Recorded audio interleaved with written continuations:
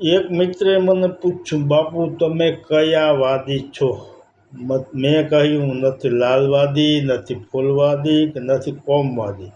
હું છું તો ફક્ત રાષ્ટ્રવાદી અને સમાજવાદી.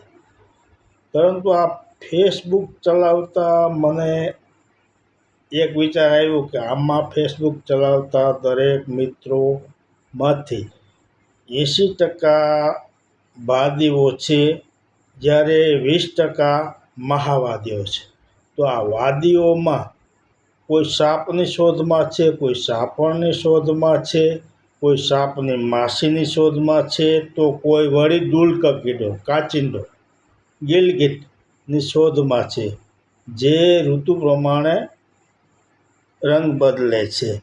તો વળી કોઈ ચંદન ઘોની શોધમાં છે. જ્યારે આ મહાવાદીમાં તેઓ ભગવાન શંકરના ગળામાં શોભતા નાગદેવતાની શોધમાં છે ને વાદીઓ અને મહાવાદીઓ.